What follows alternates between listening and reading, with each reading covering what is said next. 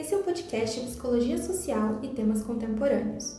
Esse episódio é uma produção dos estudantes da turma de Psicologia Social 1 da Unialfa, do 5º período de 2025. Somos da Universidade Perimetral, turma de quarta-feira noturno, e esse episódio foi desenvolvido como parte das atividades da disciplina de Psicologia Social 1, sob orientação da professora responsável, professora mestre Lídia Brelas. O nosso grupo é formado por Ana Luísa Alves, Bruna Damas, Elisa Lopes, Gustavo Costa, Juliana Leotério e Thaís Fernandes. No episódio de hoje, vamos conversar sobre obediência cega e o que aprendemos com o fanatismo ideológico. Para falar desse assunto, trouxemos o filme A Onda e vamos discutir hoje assuntos como o nazismo e sua crescente no mundo, e como isso está ligado diretamente com o fanatismo ideológico, principalmente relacionando esse fenômeno da contemporaneidade com os conceitos e reflexões da psicologia social. Sabemos que a obediência é uma parte essencial da vida em sociedade. Desde pequenos, aprendemos a seguir regras e respeitar hierarquias. Por exemplo, a forma como obedecemos também, ela pode variar culturalmente. Em sociedades coletivistas, a lealdade ao grupo e a hierarquia é bem mais forte. Já nas individualistas, a autonomia é mais valorizada. Mas ambas, a obediência cega pode surgir apenas por caminhos diferentes. E a escola, além de ensinar conteúdos, ela também ensina a obedecer, a ser pontual, seguir regras, respeitar autoridades. Isso nos leva a uma pergunta provocadora. A escola forma cidadãos críticos ou apenas obedientes? Em regimes autoritários, a obediência geralmente vem do medo e da repressão direta. Já em democracias, ela é mais sutil, vem da propaganda, das normas sociais e pressão por se encaixar. Por outro lado, existe a desobediência civil, uma recusa consciente a obedecer leis injustas. Martin Luther King, Gandhi e Greta Thunberg são exemplos de quem desobedeceu para transformar. Nesse caso, a obediência se desloca, em vez de ser as regras, é a justiça. Mas e quando toda essa obediência acontece sem reflexão? Nasce um fenômeno perigoso, a obediência cega. Mais do que apenas cumprir ordens, ela envolve a suspensão do juízo ético, ou seja, o momento em que deixamos de agir como sujeitos morais e nos tornamos apenas executores. Foi esse tipo de comportamento que levou Hannah Arendt a falar da banalidade do mal, a ideia de que atrocidades podem ser cometidas por pessoas comuns que deixam de pensar criticamente. Já a autoridade não se limita à força ou ao medo. Muitas vezes ela é simbólica e construída socialmente. Obedecemos pais, professores, líderes e especialistas porque reconhecemos sua legitimidade, não necessariamente por medo de punição. E o que dizer do controle social? Ele é feito por leis, normas, expectativas sociais e até pequenos gestos do cotidiano. Às vezes é tão internalizado que passamos a nos vigiar sozinhos sem perceber.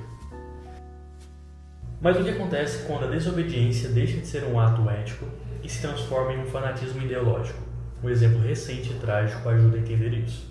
Nos Estados Unidos, 2 funcionários da Embaixada de Israel foram mortos a tiros do lado de fora de um museu judaico em Washington. O autor do ataque, ao ser preso, gritou: "Libertem a Palestina", indicando motivação política ou ideológica. O caso, noticiado pela BBC, mostra como ideias radicais podem ser usadas para justificar a violência e o assassinato. Esse tipo de ação representa o extremo da obediência cega a uma causa, em que o indivíduo acredita estar cumprindo uma missão maior, mesmo que isso envolva ferir ou matar. Aqui, vemos claramente a suspensão do juízo ético. O sujeito não age mais como um ser moral, mas como um instrumento de uma ideia. A psicologia social nos alerta para esses perigos. Quando deixamos de pensar criticamente, de questionar o que estamos fazendo e por quê, abrimos espaço para que o mal se manifeste pelas mãos de pessoas comuns. Exatamente como propôs Hannah Arendt, com o conceito de banalidade do mal. O filme proposto, A Onda, é mais do que uma ficção sobre um experimento em sala de aula. Ele é, na verdade, um espelho perturbador de como regimes autoritários ganham força, muitas vezes de forma quase imperceptível. Embora a Alemanha seja uma democracia consolidada e o experimento do professor Wenger seja fictício, o filme traz muitos assuntos verídicos e importantes da nossa história se estamos falando de regimes autoritários e ditaduras violentas. A história começa com o professor Wenger tentando engajar seus alunos numa aula sobre autocracia. Diante do desinteresse, ele propõe algumas perguntas sobre o tema. O que é autocracia? Ele pede exemplos de ditaduras e alguns alunos citam o nazismo, dizendo que foi um período horrível, mas que não aconteceria novamente, pois os alemães estão além disso. Com isso, Wenger faz a pergunta que iniciaria toda a narrativa. Então vocês acham que nada como o nazismo poderia acontecer novamente na Alemanha? Nesse momento, o ambiente muda. O professor altera a disposição das cadeiras em sala e começa a coletar desses alunos quais são os requisitos de um sistema autocrático. Ideologia, controle, insatisfação e um líder são algumas das respostas dadas pelos alunos. O professor, então, sugere que determinem uma figura de liderança central naquele momento. E numa votação, a turma decide que o professor Wenger seria o líder. A partir disso, então, o Sr. Wenger inicia sua proposta de simulação para ensinar os seus alunos sobre regimes totalitários. O que era para ser apenas uma dinâmica pedagógica rapidamente toma outra proporção. Em poucos dias surge o nome do grupo, símbolos, uniformes, saudações, regras próprias, e os alunos se organizam como um grupo coeso, disciplinado, com uma identidade coletiva forte. E junto disso, vem as exclusões dos que pensam diferente, o silenciamento das críticas e, finalmente, a violência. O que vemos nessa narrativa fictícia se parece de forma assustadora com o que aconteceu na Alemanha na década de 30. Após a Primeira Guerra Mundial, o país vivia uma crise profunda econômica, social e política, e o povo alemão se sentiu humilhado, perdido e sem direção. E foi nesse cenário que Adolf Hitler surgiu como uma figura de autoridade carismática, oferecendo ordem, orgulho e um inimigo comum. A promessa era de pertencimento e redenção nacional, mas o preço foi bem alto. A obediência cega a uma ideologia que resultaria em guerra, genocídio e terror. No filme, os alunos passam a obedecer ao professor não por medo, mas por identificação com ele. Se torna uma liderança respeitada e admirada por todos. As ordens dele são aceitas sem questionamento, porque o grupo acredita muito nele. Essa transformação do professor em figura de autoridade reflete exatamente o que aconteceu com Hitler, um líder que não impôs o seu poder apenas pela força, mas pelo seu carisma, pela propaganda e por um discurso sedutor. É o que Hannah Arendt analisou ao falar da banalidade do mal. O perigo não está apenas nos líderes, mas nas pessoas comuns que deixam de pensar por si e passam a apenas cumprir ordens sem refletir sobre as consequências. Interessante notarmos que os alunos adotam uniformes e criaram um símbolo do movimento, assim como o regime nazista também se estruturou visual e emocionalmente, com bandeiras, suásticas, desfiles sincronizados e hinos nacionais. Tudo pensado para fortalecer a sensação de unidade. A estética se transforma em ferramenta de controle social. E no ambiente do filme, como na Alemanha nazista, quem discorda ou se recusa a participar é tratado como inimigo, excluído e isolado. A escola se torna um microcosmo de uma ditadura. Mais inquietante ainda é a forma como os colegas se policiam mutuamente.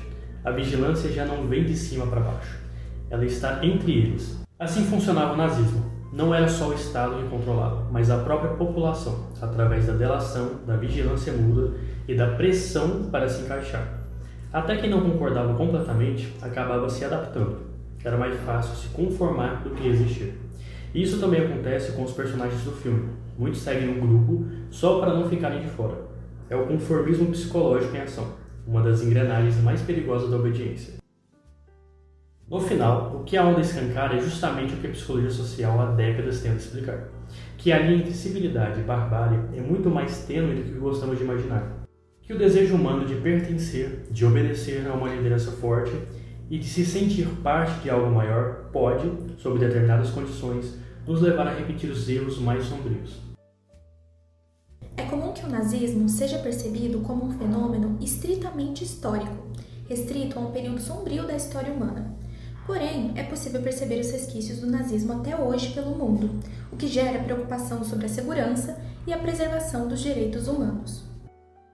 Hoje na Alemanha, existe um grupo extremista conhecido como o Movimento dos Cidadãos de Rennes, que segundo a BBC News é descrito como um movimento de extrema-direita com conexões neonazistas e antissemitas. Além disso, rejeitam o moderno Estado alemão. Para eles, a atual República Federal da Alemanha não passa de uma empresa, uma construção artificial imposta pelos aliados após a Segunda Guerra Mundial. Segundo eles, a única Alemanha legítima seria o extinto Império Alemão. A pesquisa da antropóloga Adriana Dias, falecida em 2023, é apontada como uma das referências no país. Ela constatou que as células de grupos neonazistas cresceram 270,6% no Brasil no período entre janeiro de 2019 e maio de 2021, se espalhando por todas as regiões do país. Esse fenômeno teria sido impulsionado pela disseminação dos discursos de ódio e de narrativas extremistas. Sem punição, eles se propagam com mais facilidade. Segundo a pesquisa, no início de 2022, havia mais de 530 núcleos extremistas no país. E quando a psicologia testa os limites da obediência? Dois experimentos clássicos nos ajudam a entender até onde a obediência pode ir. O experimento de Milgram, iniciado em 61, queria saber até que ponto alguém seria capaz de obedecer a uma autoridade, mesmo causando dor a outra pessoa. Participantes foram instruídos a aplicar choques falsos a um aluno que errava respostas. Sob a orientação de um pesquisador de jaleco branco, 65% foram até o fim. O resultado foi chocante. O contexto e a figura da autoridade podem suprimir a consciência moral de uma pessoa comum. O experimento da prisão de Stanford, em 71, Philip Zimbardo simulou uma prisão com estudantes divididos entre guardas e prisioneiros. Em poucos dias, os guardas passaram a agir com crueldade enquanto os prisioneiros sofriam. O estudo precisou ser interrompido. A lição foi clara. As situações sociais moldam o comportamento de forma radical. Esses estudos mostram que o mal não depende apenas do indivíduo, mas das estruturas sociais que favorecem a obediência sem reflexão.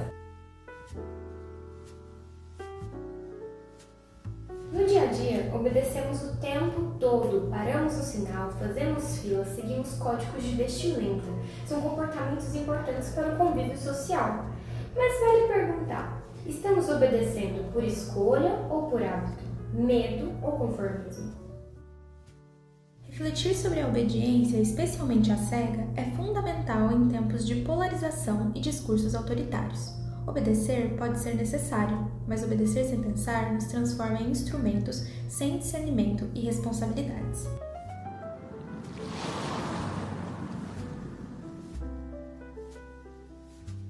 Este episódio integra o podcast Psicologia Social e Temas Contemporâneos, produzido como atividade da disciplina de Psicologia Social 1 da Unialfa. O roteiro foi feito por Thaís Fernandes e Ana Luísa Alves. A narração foi feita por Bruna Damas, Gustavo Costa e Juliana Leotério, e a edição foi realizada por Elisa Lopes. Como base, utilizamos discussões em sala e autores como Stanley Milgram, Philip Zimbardo, Hannah Arendt, Michel Foucault e os materiais da bibliografia da disciplina.